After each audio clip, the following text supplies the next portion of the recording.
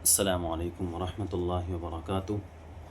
امید ہے کہ تمام ہی ناظرین خیر و عافیت سے ہوں گے۔ ماقبل میں ہم نے یہ بتایا تھا کہ بدعت کے رواج دینے سے کیا نقصان ہوتا ہے اور کیا نہیں ہوتا ہے، کہ آپ صلی اللہ علیہ وسلم نے فرمایا کہ بدعت کو رواج دینے سے یہ نقصان ہوتا ہے کہ جب کوئی قوم کسی بدعت کو رواج دیتی ہے تو وہ کسی نہ کسی سنت سے محروم کر دی جاتی ہے۔ اس کے بعد ہم نے یہ بھی ذکر کیا تھا آگے کہ بھئی اگر بدعتی کون ہے اور اہل بدعت کے ساتھ کیا معاملہ کیا جائے، اور اگر بدعتی استاد ہو تو ان کی تعظیم کی جائے یا نہیں کی جائے، یہ سب ماقبل ہم نے بتا دیا تھا کہ اگر بدعتی استاد ہے تو ان کی تعظیم کی جائے گی، بدعت کی وجہ سے تعظیم نہیں کی جائے گی، اور بدعتی کسے کہتے ہیں اور اہل بدعت کے ساتھ کیا سلوک کرنا چاہیے، ان کے ساتھ اختلاط میل جھول رکھنا یا نہیں رکھنا ہے۔ اور اس کے بعد یہ بھی بتایا تھا ہم نے کہ بدعتی امام کے پیچھے نماز ہوگی یا نہیں ہوگی، یہ سب ہم نے ماقبل میں بتا دیا تھا۔ اب یہاں سے یہ بات ذکر کرنا ہے کہ نماز کے بعد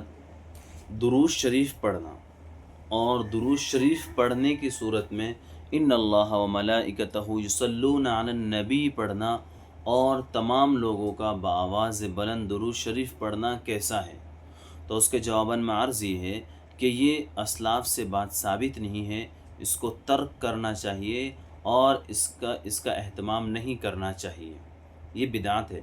اور دوسرے نمبر پر یہ ہے کہ کلمے کا ورد کرنا، زور سے ورد کرنا، اور پھر آہستہ آہستہ لوگ اس کے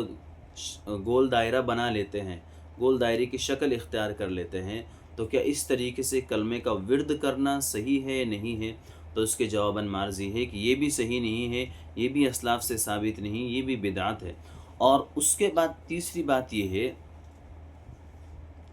اہل بدعت کی جو بدعت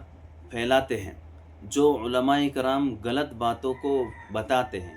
کیا ان کو لوگوں سے متنبہ کرنا چاہیے کہ بھئی یہ باتیں بدعت ہیں، یہ باتیں غلط ہیں، کر سکتے یا نہیں کر سکتے ہیں؟ حالانکہ بہت سے لوگ ان کے متعلقین چاہنے والے یہ کہتے ہیں کہ یہ غیبت ہے، تو کہا کہ غیبت نہیں کر سکتے ہیں۔ تو اس کے جواباً معرض یہ ہے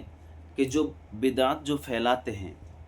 جو علماء کرام جو بدعت لوگوں کے اندر پھیلاتے ہیں اور قرآن و حدیث کی غلط تشریح اور غلط توضیح بیان کرتے ہیں، غلط معنی اس کے بیان کرتے ہیں، تو کیا اس کو لوگوں کے سامنے بیان کر سکتے ہیں یا نہیں کر سکتے ہیں؟ تو اس کے جواباً معرض یہ ہے کہ یہ غیبت نہیں ہے،